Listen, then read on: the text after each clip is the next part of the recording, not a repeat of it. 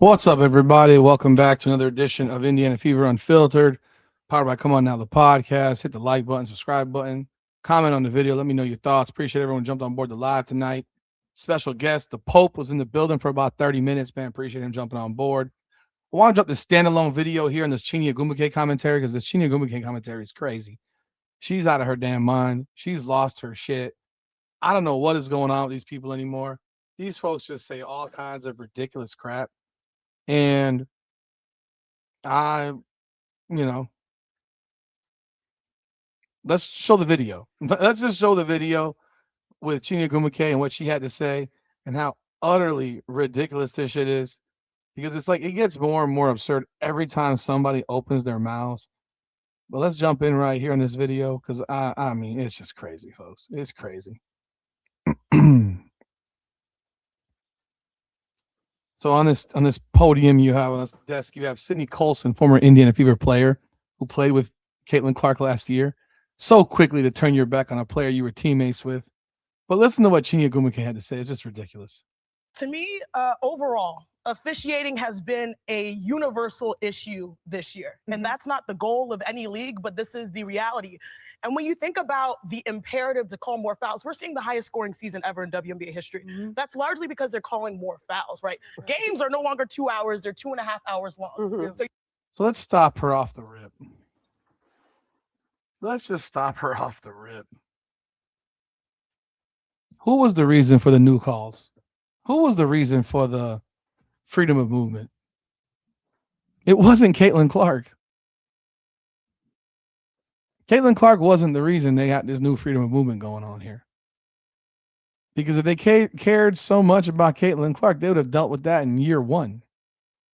What happened was Nafisa Collier got hurt at the end of last season by Alyssa Thomas, no less. From that play with Alyssa Thomas. That's when she rolled her ankle, popped her ligaments, or whatever she did.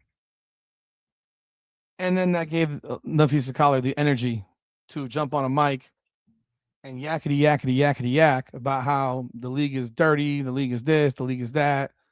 All kinds of commentary by Nafisa Collier. And the need to have better officiating. But you never heard that said when Caitlin Clark was getting tomahawk chopped across the face. You didn't hear that when she got eye gouged. You didn't hear that when she got cracked across the back. You have not heard that in any of the flagrant fouls she's been the receiver of. You only heard it when Nafisa Collier got hurt because Nafisa Collier says that she would have done this regardless, but the reality was she wouldn't have. Why? Because she would have been playing had she not gotten hurt. So here is Chiney Ogwumike, holier than thou on ESPN, the four black women on the desk, you know, who all have a bone to pick. But yeah, the points are going up because there's fouls called. Yeah, okay. Are you sure that's the reason? Are you really sure about that? I don't know if that's the reason. Maybe it is. Maybe it is. Or I don't know. I have not had any analytical data put in front of me to tell me that that's the reason. Because most players, for most players, haven't seen their free throw shooting jump exponentially. So, like Asia Wilson, she's basically shooting the exact same amount of free throws this year as she was last year. So, yeah. You're seeing that there's an imperative to call more fouls, but there's still a lack of situational awareness or a lack of control of the game by the refs. Situational awareness. I hit on this topic on my live, and I'm going to hit on it again. Situational awareness is a funny thing to say. I'm sorry, I'm moving from the mic. Situational awareness is one funny thing to say, right? And I'm going to laugh at that situational awareness comment because situational awareness would tell you that I've got the most watched player in the WNBA on this court right now. And my situational awareness would tell me that Caitlin Clark has 4 technical fouls has been called on her so far this season. If I call this technical foul, I'm going to put her 2 more techs away from being suspended. And at the rate that she's going, she's going to get suspended probably 3 times because she's committing a lot of technical fouls. Why am I going to call a technical foul on her for clapping? For 4 claps. Literally 4 claps. Same referee had Paige Beckers and Olivia Miles going back and forth at each other yesterday, Sunday, talking massive trash back and forth to each other. No technical foul got called by the same referee who officiated that Caitlin Clark game. The one who teed her up for clapping. So your situational awareness would be that there's no way in hell you're giving a technical foul to the cash cow of the league in that situation. She didn't earn that technical foul. And then at the same time, it has not prevented the WNBA referees from putting Caitlin Clark in foul trouble in multiple games, in fact. She's got 5 games in which she's had 5 fouls called on her in 17. 5 fouls and 4 more with 4 fouls. So 9 of the 17 games she's played has her with 4 or more fouls called on her. That's a pretty significant amount, would you not think? Would you not think? I mean, you would think that that would be a pretty significant amount. Okay. Yet she gets called for every close call. Yet she's getting called for calls where she didn't touch anybody. And it's on video. And you can see she didn't touch anybody. Right? Like, this is what we're talking about here. Situational awareness seemingly only seems to exist when it's anybody not named Caitlin Clark. That situational thing that she talked about. Control the games. I think they've got pretty decent control of these games. They're calling a lot of fouls. But situational awareness? Situational awareness would have had them see Alyssa Thomas put her fist into Caitlin Clark's throat. Now, wouldn't you? You have a scrum on the ground. You would think for a second that you'd be looking at it, right? Not when it's Caitlin Clark. You can call fouls, but is it dictating how one game is played from the other? Because you can see one game where one is super physical and one where people are dropping 50. Yep. There's been a lack of consistency in this. Here's the comment about physicality. She says one game is super physical, another game someone drops 50. She's obviously referring to Marina Mabry because that's the only 50 piece that I know of this year. She had 53. She was 17 of 28 and 9 of 18 from 3. That game had 46 fouls called in it. That's a lot of fouls. I think she was 10 of 12 from the free throw line. So she shot 12 free throws. She made 9 threes and shot like 65, 70% from the floor. I mean, you're going to score a lot of points when you shoot that way. It's not because the game was soft. They had 46 fouls called in it. She doesn't even make sense. Creates a problem in magnifier matchups.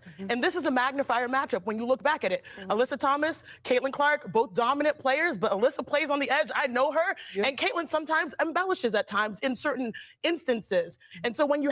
So Chiney Ogwumike's way to talk about this was to blame Caitlin Clark. She's now made Alyssa Thomas the victim.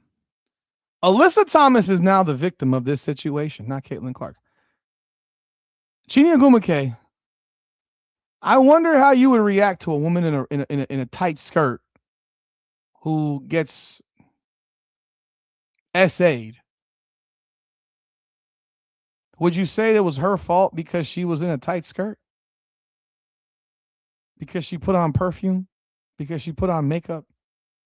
I'm just wondering, because you literally just blamed Caitlin Clark for having a fist put on her throat because she flops her head back a little bit, which every player in the WNBA does. Flopping is a WNBA thing. It is an NBA thing. It is a basketball thing. Players flop. Players embellish. They do it all the time. I watched Carla Leite literally yesterday on Sunday flop over and over and over again. Looked like she got shot by a cannon. And yet she was on the ground, writhing in pain, and up 3 seconds later. No problem. They all flop. Everybody in the WNBA flops. They flail their arms, they flail their heads, they flail their legs, they flail.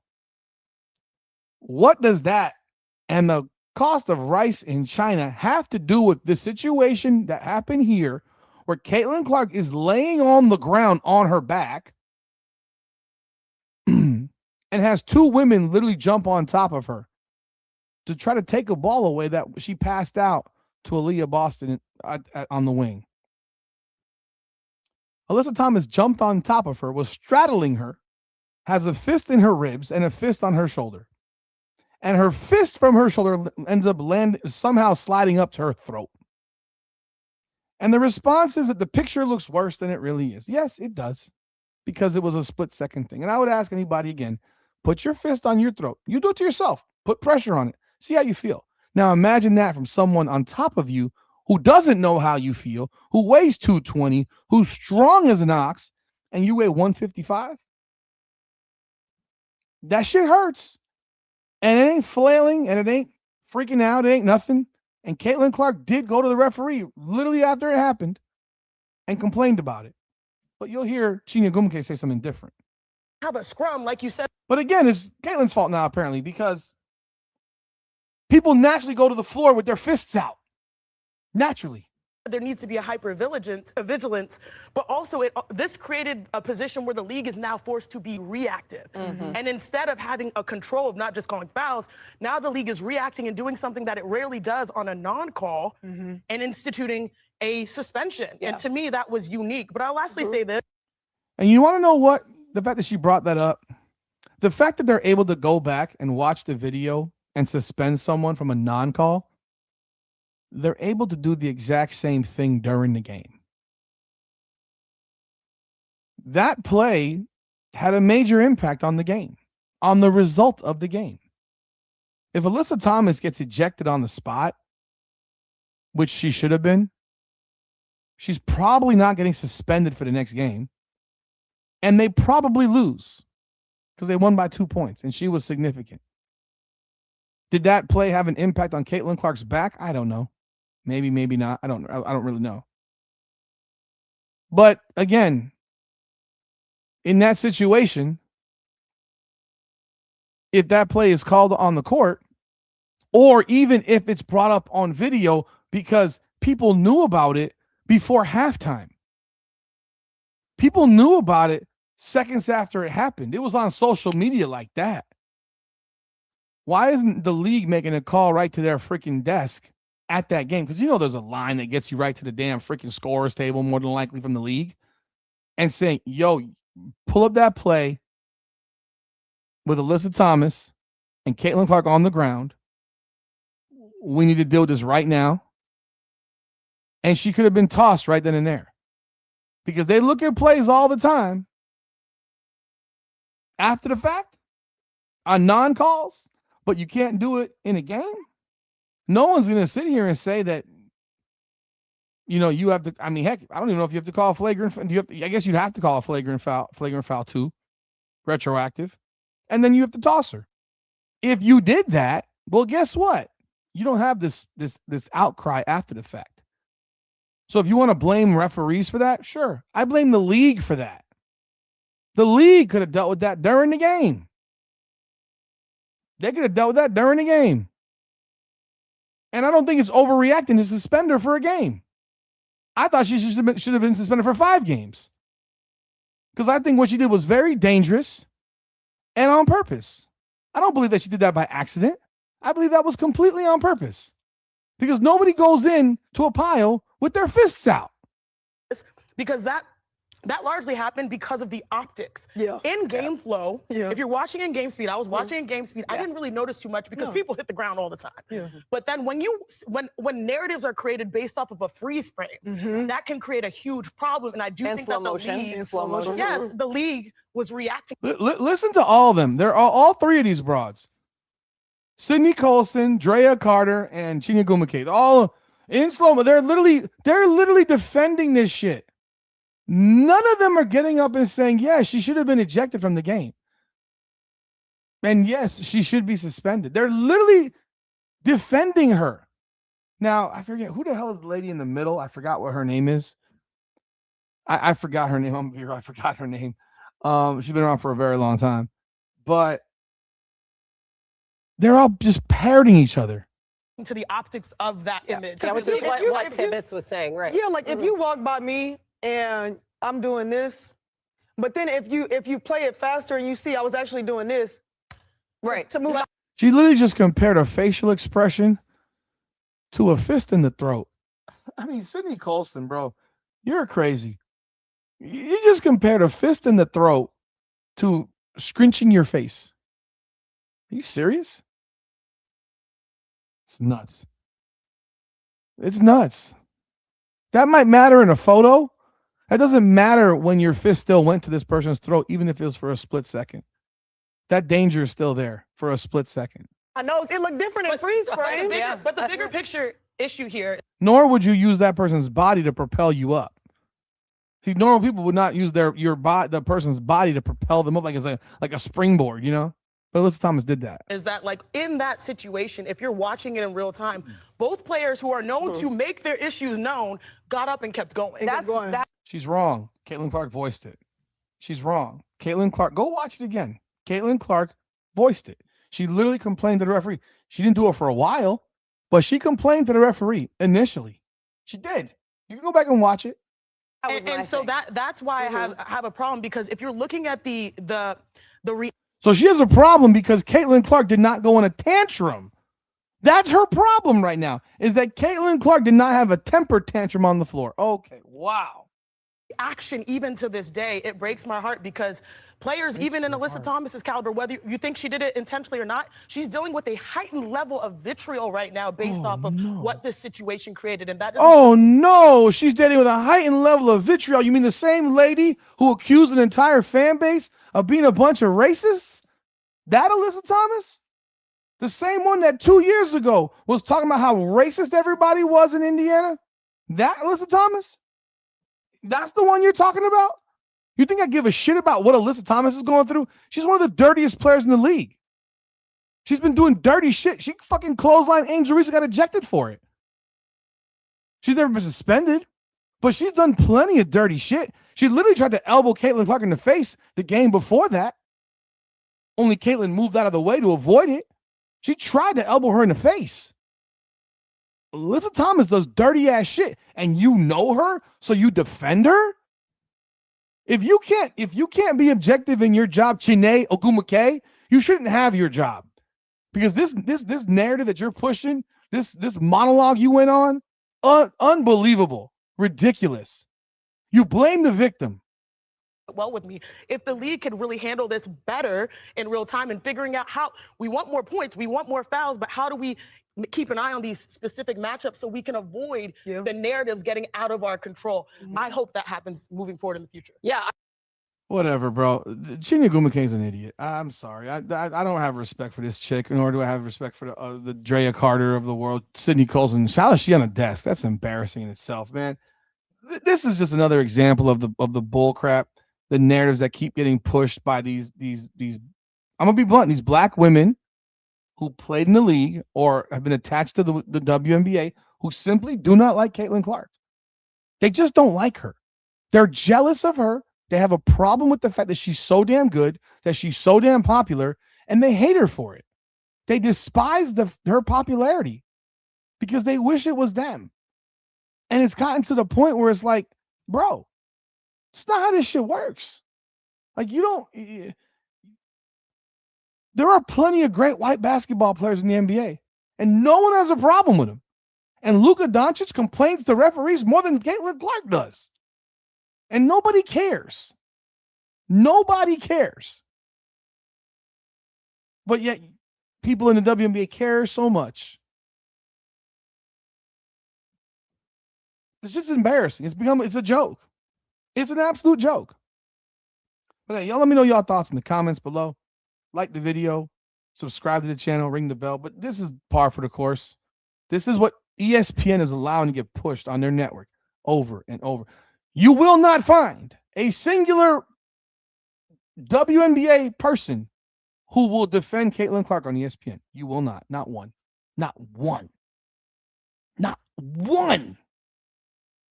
None of them will say Alyssa Thomas needed to be suspended. It's embarrassing. Y'all let me know y'all thoughts in the comments. Hit that like button and subscribe to the channel. Ring the bell. Hype the video, man. I appreciate y'all. It's Indiana Fever Unfiltered, powered by Come On Now, the podcast. Come on now.